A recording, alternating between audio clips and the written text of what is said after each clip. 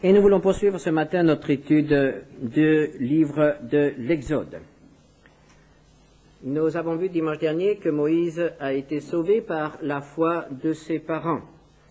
Adulte, il a choisi d'appartenir au peuple de Dieu plutôt que de continuer à jouir de la puissance, de l'honneur, de la gloire avec le peuple égyptien. Le choix des parents lui sauve la vie.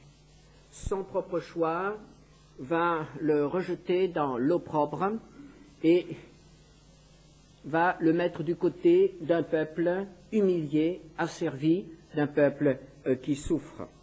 Cependant, ce choix personnel de Moïse va permettre à Dieu de le préparer pour devenir son serviteur, l'instrument de la délivrance du peuple d'Israël. Mais malheureusement, il y a un faux départ. Moïse comprend qu'il doit faire quelque chose pour son peuple, mais il le fait avec ses propres forces, selon ses propres pensées. Il prend un faux départ et c'est la mort. C'est la mort, c'est l'arrêt, c'est l'exil pour lui, et il semble qu'il ait été définitivement écarté. Moïse, le grand chef militaire, Moïse, l'homme qui devait délivrer Israël, se retrouve derrière un troupeau de moutons et de chèvres dans le désert du Sinaï. Et cela pendant 40 ans. Et pendant ce temps, le peuple d'Israël continue à souffrir. Et ces souffrances deviennent de plus en plus intenses.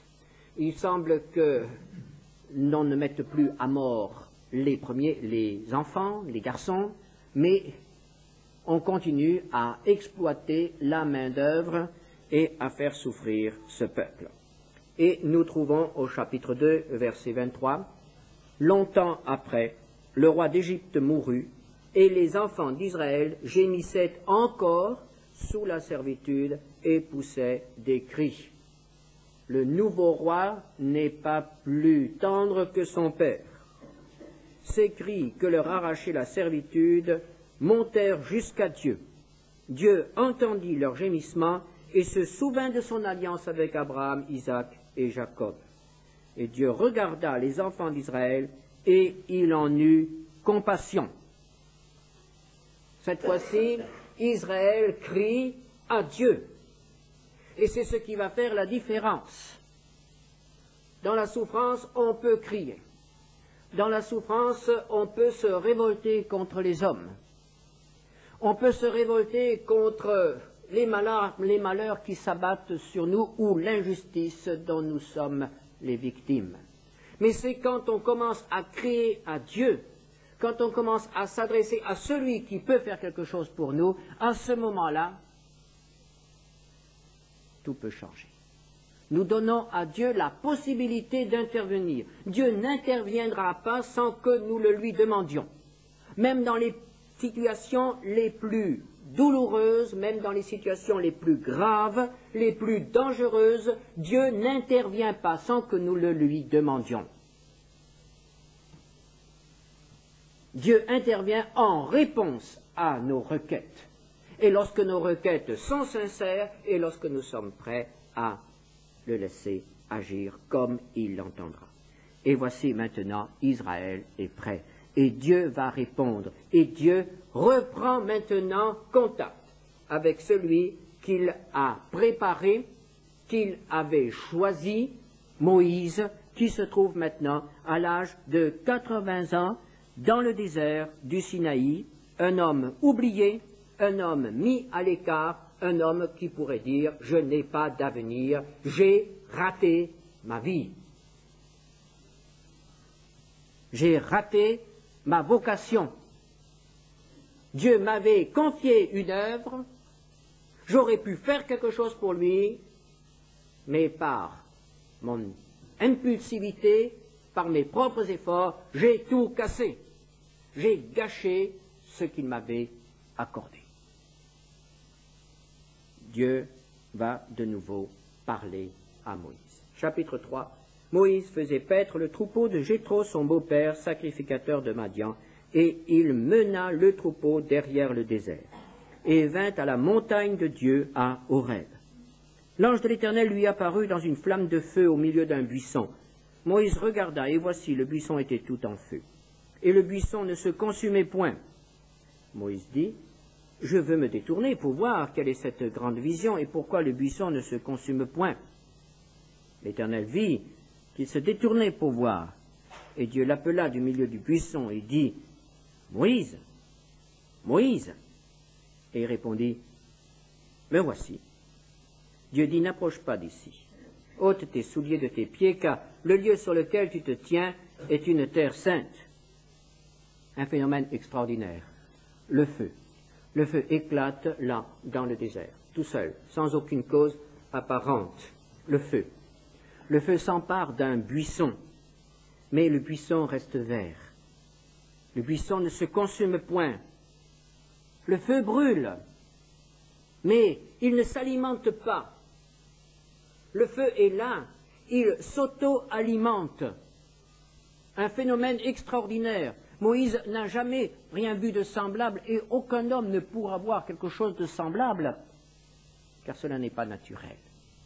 Le feu, pour brûler, a besoin de matériaux, a besoin de quelque chose qui puisse consumer. Le feu n'existe pas par lui-même. Le feu existe parce qu'il détruit quelque chose. Ici, le feu ne détruit rien. Ici, le feu ne s'alimente de rien. Ici, le feu est éternel. Il ne dépend de rien. Éternel. Il s'auto-alimente. Il ne détruit rien.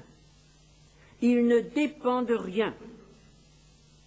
C'est ainsi que Dieu se révèle à Moïse, comme un feu éternel. Il ne dépend pas des hommes, il n'a besoin de rien, il est autosuffisant. Il ne peut donc pas être arrêté, diminué, affaibli, empêché dans son activité, dans son action. Il est éternel. C'est ce que Dieu veut d'abord dire à Moïse. Mais ce feu s'est emparé d'un buisson. En quelque sorte, le buisson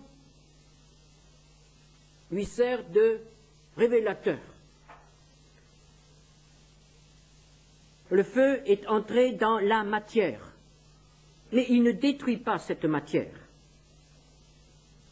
Il l'emploie tout simplement pour se révéler. Mais le buisson ne sera pas consumé. Le buisson restera entier, le buisson restera lui-même. Cependant, le buisson devient tout différent. Il est un buisson en feu. Il n'est plus comme il était auparavant. La matière est devenue rayonnante, radieuse, transformée, métamorphosée. Le feu est dans le buisson.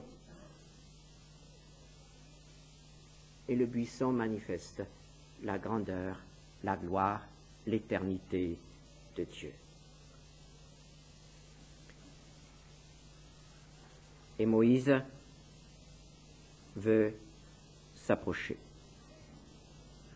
Moïse veut s'approcher, mais aussitôt, il entend une voix.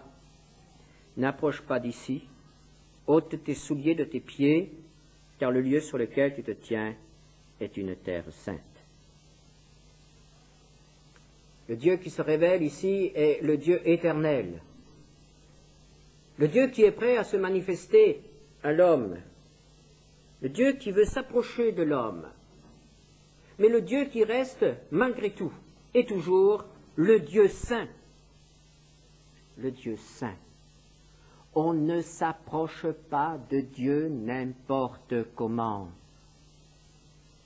Car celui qui s'approche de Dieu n'importe comment, sans avoir conscience de la sainteté de Dieu, sera consumé, sera détruit. Il y a une barrière entre l'homme et Dieu. Et cette barrière ne doit en aucun cas, en aucune circonstance être franchie. Et nous ne devons pas oublier cela, nous, les croyants de la Nouvelle Alliance, qui pouvons appeler Dieu notre Père. Ce Père reste saint.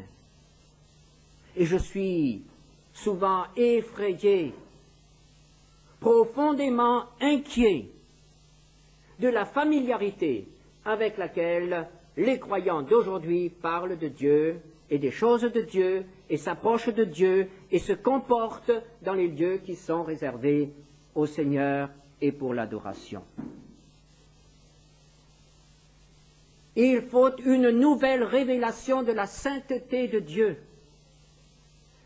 Et si nous n'avons pas cette révélation de la sainteté de Dieu dans la paix et dans le rayonnement tel que l'a eu Moïse, nous l'aurons autrement, tel que l'auront beaucoup plus tard les fils d'Aaron qui s'approcheront de Dieu sans se souvenir de sa sainteté.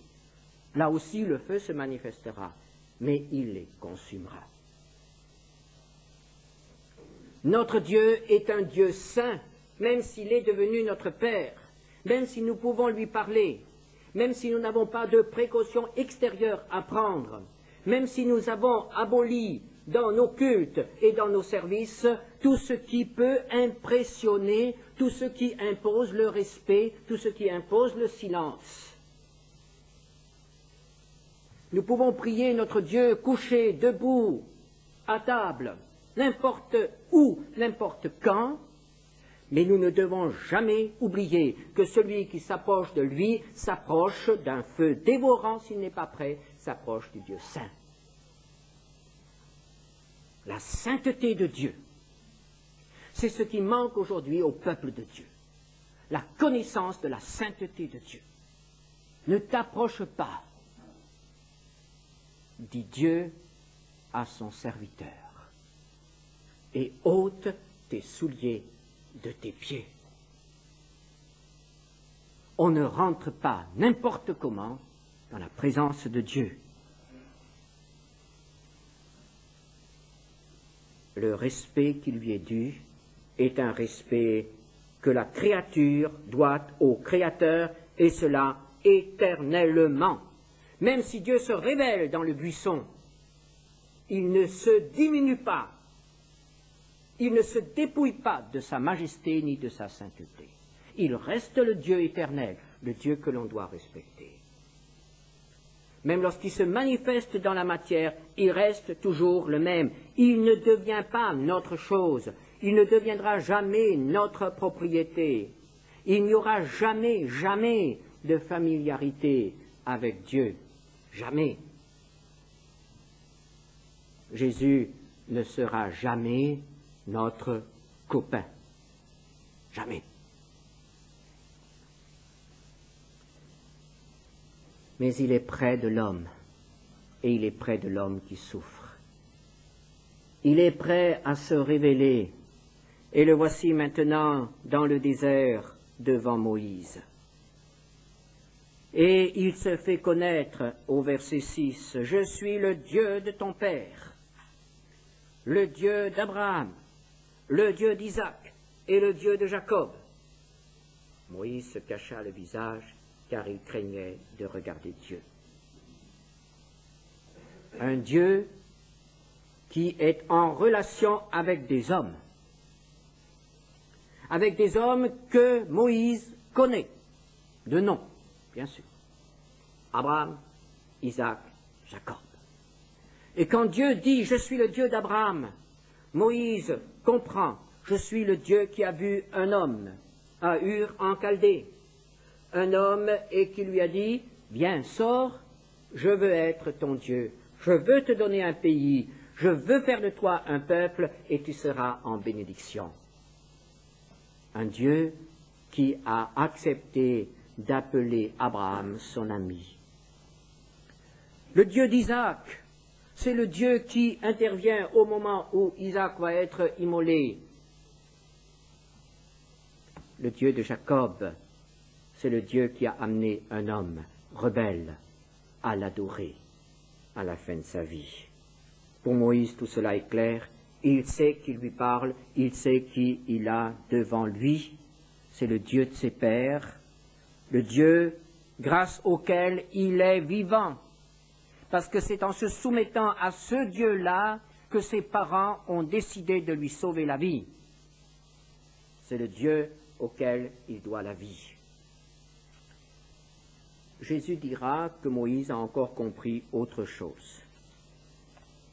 Dans Luc 20, versets 37 à 38, en parlant de la résurrection que nous fêtons ce matin, Jésus dit, versets 37 et 38, que les morts ressuscitent, c'est ce que Moïse a fait connaître quand à propos du buisson, il appelle le Seigneur le Dieu d'Abraham, le Dieu d'Isaac et le Dieu de Jacob. Or, Dieu n'est pas le Dieu des morts, mais des vivants, car pour lui tous sont vivants. Moïse avait devant lui le Dieu éternel, le Dieu de ses pères, le Dieu qui n'a besoin de personne, mais le Dieu qui peut aider les hommes, le Dieu qui ne reste pas indifférent aux souffrances des hommes. Verset 7, l'Éternel dit, « J'ai vu la souffrance de mon peuple qui est en Égypte, et j'ai entendu les cris que lui font pousser ses oppresseurs, car je connais ses douleurs.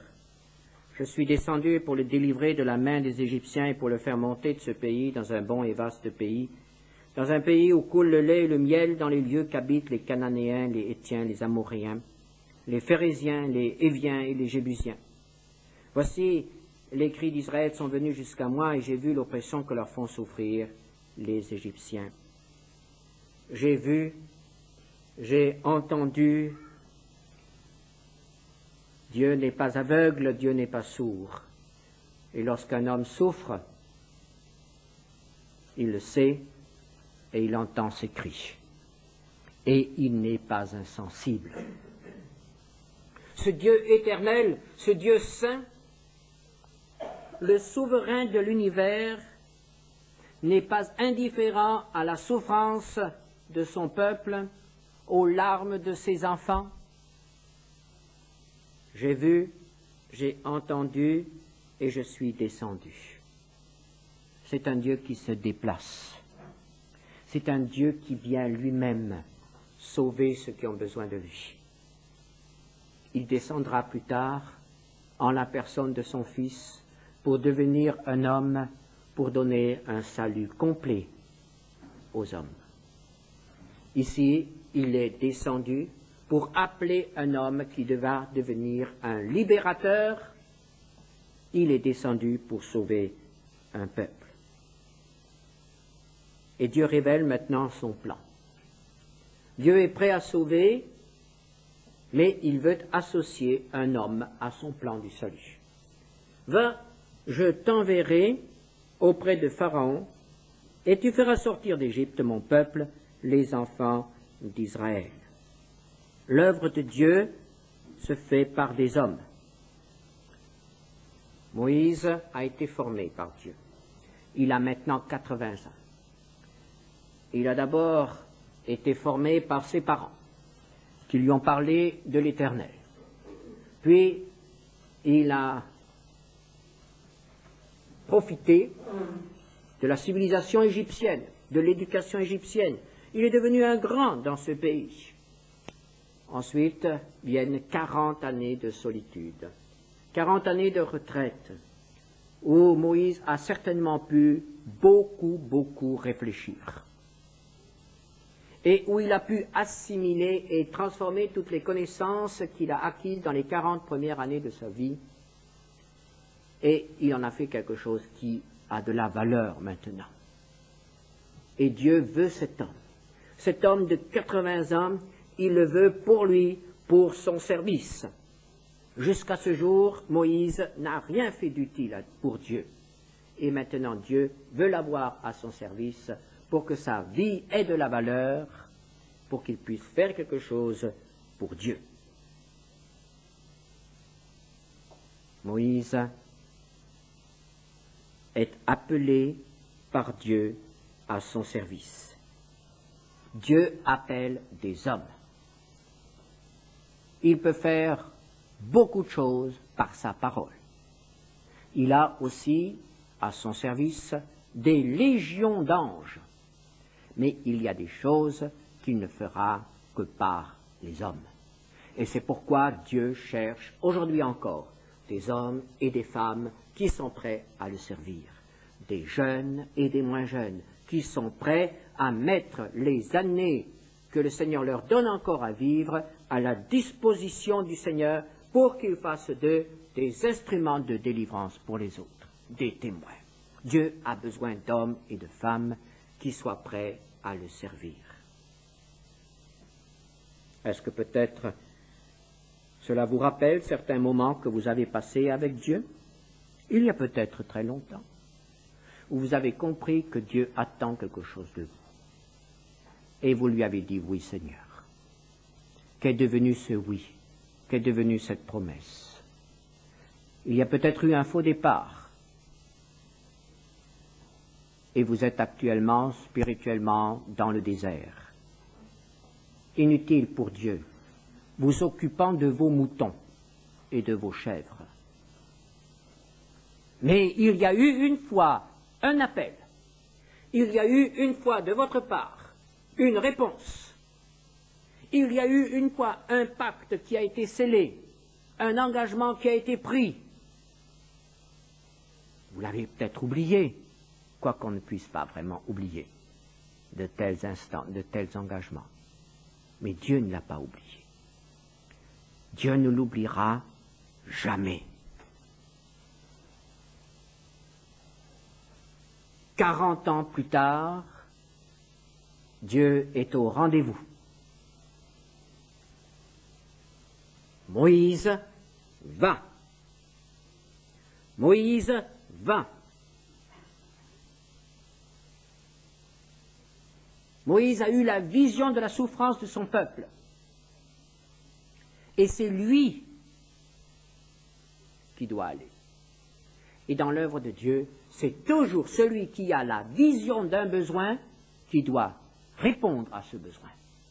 Si vous avez la vision d'un besoin quelconque dans l'œuvre de Dieu, ne cherchez pas l'homme qui pourra faire ce travail. La plupart du temps, c'est vous. Dieu ne donne pas à l'un la vision quand il veut envoyer un autre. Il donne la vision à celui qu'il veut envoyer. Et c'est là que les choses se compliquent. Verset 11. Moïse dit à Dieu, « Qui suis-je pour aller vers Pharaon et pour faire sortir d'Égypte les enfants d'Israël ?» Le premier réflexe, quand Dieu dit « J'ai besoin de toi », le premier réflexe, c'est le regard sur soi-même. Et ce regard sur lui-même aboutit toujours à un sentiment d'impuissance et d'infériorité. Moïse dit « Qui suis-je » à côté de Pharaon. Il se compare à Pharaon. Et bien sûr, de cette comparaison, il ne sort pas agrandi. Il sort écrasé. Qui est-il à côté de Pharaon, le souverain le plus puissant de l'époque? Qui est-il?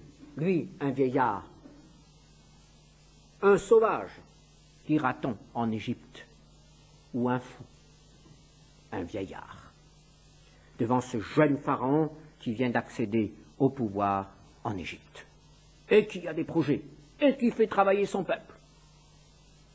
Qui suis-je à côté de Pharaon?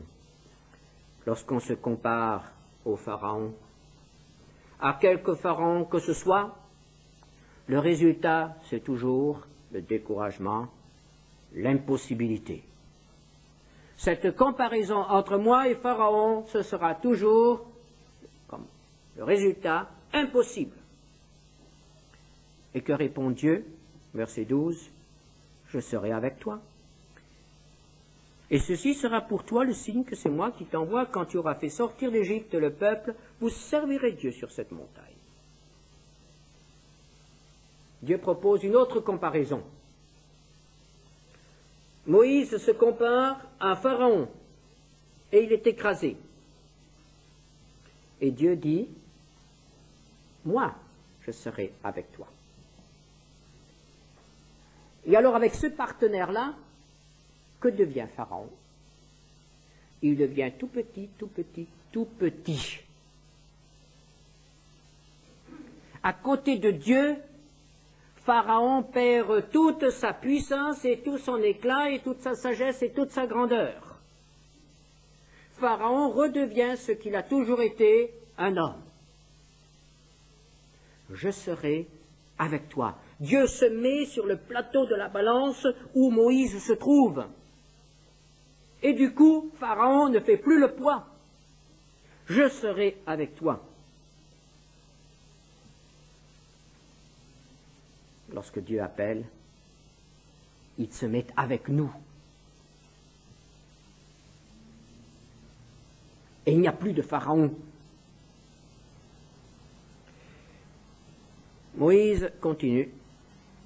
J'irai donc vers les enfants d'Israël et je leur dirai, le Dieu de vos pères m'envoie vers vous, mais s'ils me demandent quel est son nom, que leur répondrai-je? Moïse a commencé par dire, qui suis-je? Dieu lui a répondu, je suis avec toi. Alors maintenant, Moïse continue, qui es-tu? Qui es-tu? Il veut savoir qui se met avec lui. Qui es-tu? Bien sûr, il arrange cela ainsi. Ils vont me demander qui m'envoie. Évidemment, en Égypte, il y avait tellement de dieux qu'il fallait savoir qui parlait, au nom de qui. Alors Moïse dit qui m'envoie? Qui es-tu? Et Dieu lui répond, je suis celui qui suis. Et il ajouta, c'est ainsi que tu répondras aux enfants d'Israël. Celui qui s'appelle « Je suis » m'a envoyé vers vous. Tu parleras ainsi aux enfants d'Israël. L'Éternel, le Dieu de vos pères, le Dieu d'Abraham, le Dieu d'Isaac et le Dieu de Jacob, m'envoie vers vous. Voilà mon nom pour l'éternité. Voilà mon nom de génération en génération. Tout d'abord, une affirmation d'absolu. Je suis celui qui suis. Cela sonne un peu drôlement à nos oreilles, évidemment. Mais c'est ainsi que Dieu se révèle. Il se révèle par opposition aux idoles égyptiennes, aux dieux égyptiens, qui ne sont que néant. Tandis que l'Éternel, lui, est d'âge en âge. Il est par lui-même. Il est le feu qui brûle et qui s'auto-alimente.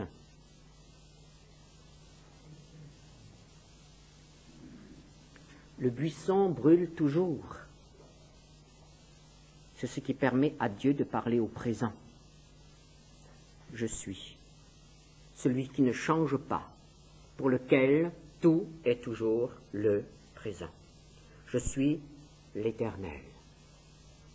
Mais je suis en même temps, par référence aux hommes, celui que vous connaissez comme étant le Dieu d'Abraham, d'Isaac et de Jacob. Je ne suis pas un inconnu pour ton peuple, je ne suis pas un inconnu pour toi. Il y a une référence dans le passé. Je suis le Dieu d'Abraham, d'Isaac et de Jacob. Je suis l'Éternel. Et j'ai un plan pour sauver les hommes. Et Dieu révèle à Moïse son plan. Mais au chapitre 4, les hésitations de Moïse continuent. Moïse répondit et dit, « Voici, ils ne me croiront point et ils n'écouteront point ma voix. »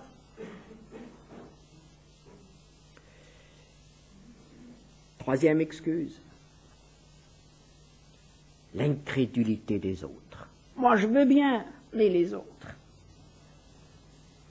Moi je veux bien, mais ma famille. Moi je veux bien, mais mon mari. Moi je veux bien, mais mon église. Moi je veux bien, mais mon comité. Moi je veux bien, mais mes collègues. Moi je veux bien rendre témoignage, mais personne n'écoute. Moi je veux bien, mais mes camarades. Les autres. Les autres.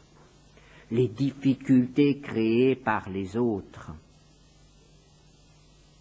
Sont-elles un obstacle à l'obéissance que nous devons à Dieu Certainement.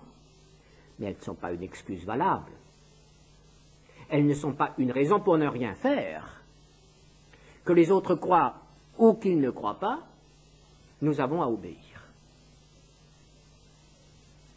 Et Dieu va maintenant donner à Moïse quelques éléments qui vont ébranler l'incrédulité d'Israël.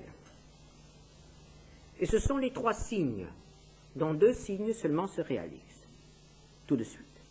L'Éternel, au verset 2, lui dit, « Qu'y a-t-il dans ta main » Il répondit, « Une verge. » C'était le bâton avec lequel Moïse parcourait le désert. Il s'appuyait sur son bâton, il se défendait contre les bêtes sauvages, il ramenait les moutons qui s'égaraient. Enfin, son bateau, c'était son instrument de travail, c'était son arme, c'était tout sur lequel il s'appuyait, c'était en quelque sorte tout ce dont il avait besoin vraiment. Alors, qu'y a-t-il dans ta main? Eh bien, Moïse le sait bien, il le connaît, son bâton, il a peut-être même mis son nom dessus, comme on le fait parfois. Alors, une verge. L'Éternel lui dit, jette-la par terre. Il la jeta par terre et elle devint un serpent. Et Moïse prend peur, et le texte dit, Moïse fuyait devant lui. Voilà cet homme de 80 ans qui se met à courir parce qu'un serpent est là et le poursuit. Que signifie ce signe? Moïse, ce bâton sur lequel tu t'es appuyé, ce qui a été ton point d'appui, ta sécurité, le signe de ton autorité aussi par rapport aux moutons. Qu'est-ce que c'est? En réalité, c'est un ennemi. C'est quelque chose qui peut devenir ton ennemi. C'est la fausse sécurité. C'est le repos sur toi-même. C'est la confiance en toi, en tes possibilités, en ton expérience. C'est un ennemi qui peut te tuer. Et Moïse court. Et l'Éternel dit à Moïse, étends ta main et saisis-le par la queue. Et Moïse doit maintenant faire face à ce serpent. Et il doit, dans un acte d'obéissance et de foi, s'emparer de cet ennemi et il va le vaincre par la foi. Et à ce moment-là, son bâton va devenir un instrument que Dieu va employer pour sa gloire. Comment voulons-nous servir Dieu? Sur quoi nous appuyons-nous? Sur notre propre sagesse, sur nos qualités, nos qualificatifs, nos qualifications, nos connaissances, notre expérience, notre piété? Comment servons-nous Dieu? Si c'est par nos propres forces, finalement, tout cela se retournera contre nous. Mais si nous savons prendre possession de ces choses, au nom de Dieu et dans la foi, cela deviendra utile pour l'œuvre de Dieu. Saisis-le et tu le vaincras. Et le serpent redevint une verge dans sa main. Deuxième signe. L'Éternel lui dit encore, mets ta main dans ton sein. Il mit sa main dans son sein. Puis il la retira, et voici sa main était couverte de lèpre, blanche comme la neige. Quelle horreur! Quelle horreur! La lèpre, ce mal qui ronge, ce mal qui contamine tout l'être. Voilà que sa main en était atteinte. Et où a-t-il attrapé cette lèpre? Qu'a-t-il touché? Il a touché son cœur. Il a touché son cœur.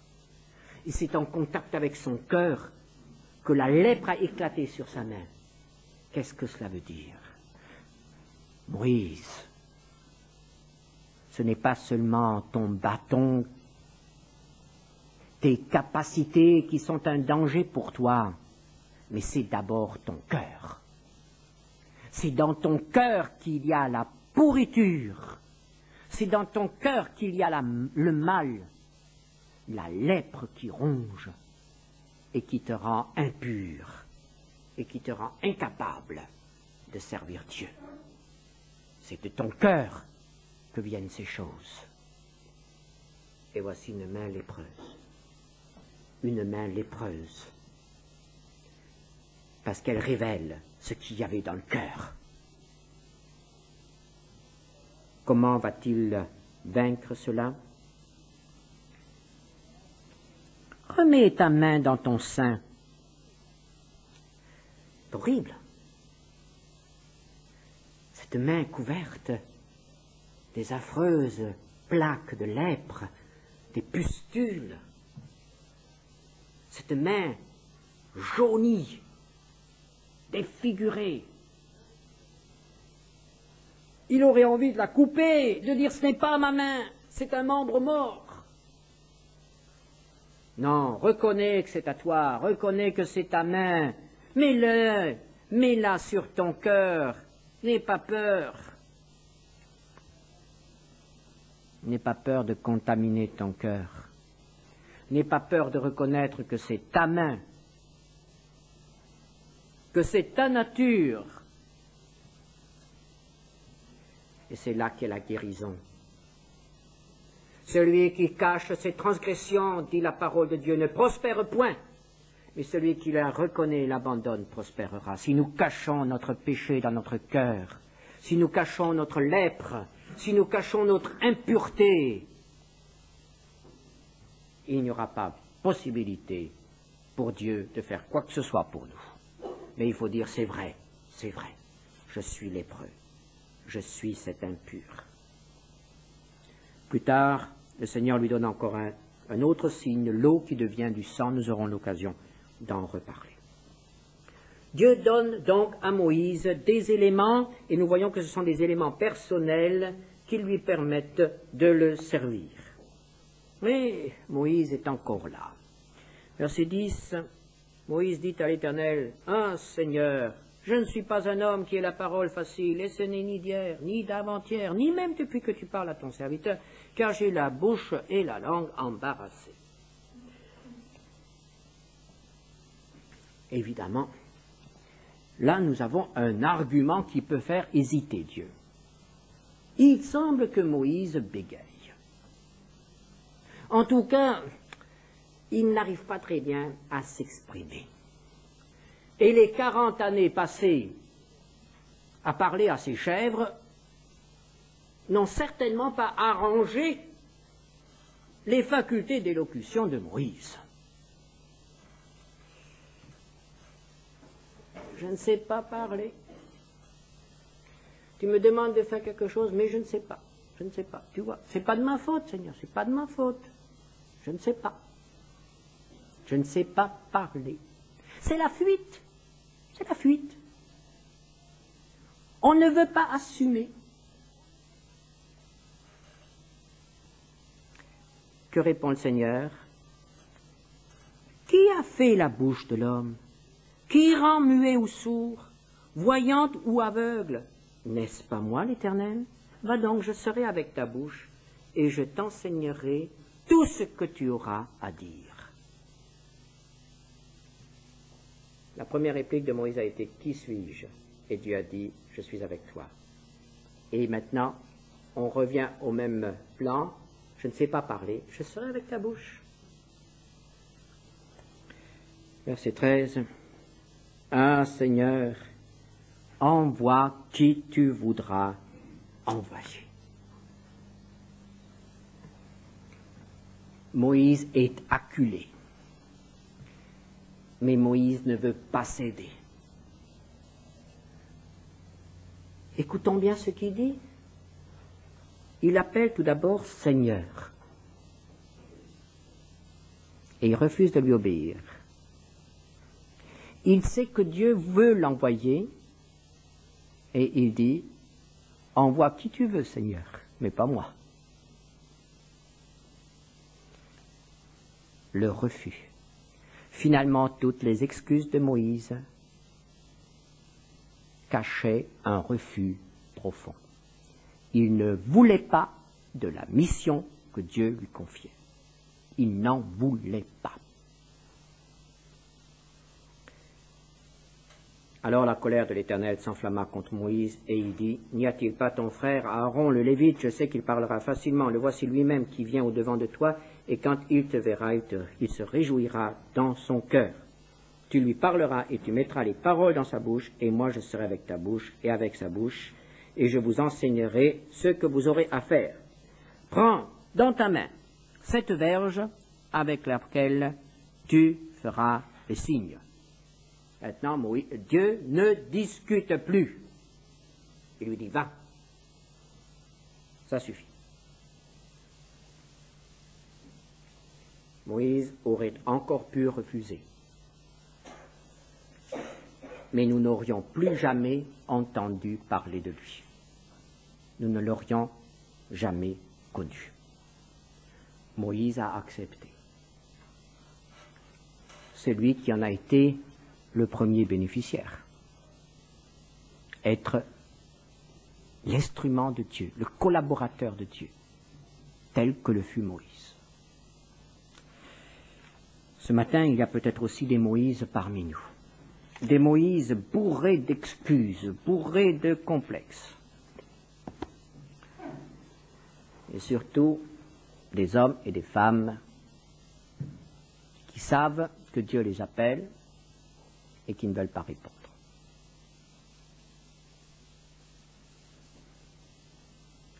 Dieu appelle encore aujourd'hui à son service. Il y a des millions d'hommes et de femmes qui meurent dans le monde. Israël gémit sous le joug de Pharaon. Pouvons-nous continuer à garder paisiblement nos moutons, à jouir de notre petite retraite dans le désert, à profiter de nos méditations sous l'ombre d'un palmier? Le peuple de Dieu souffre dans le monde. Il faut des hommes et des femmes qui servent Dieu pour lui apporter la délivrance. Nos excuses ne sont pas valables. Si Dieu nous a choisis, c'est qu'il nous connaît, c'est qu'il sait quelles sont nos faiblesses et nos limitations. Et si Dieu nous a appelés, il attend une réponse. En ce matin de Pâques, nous célébrons la victoire de Christ sur la mort. Pourrons-nous aussi célébrer la victoire de Christ sur notre cœur? Prions ensemble. Seigneur notre Dieu,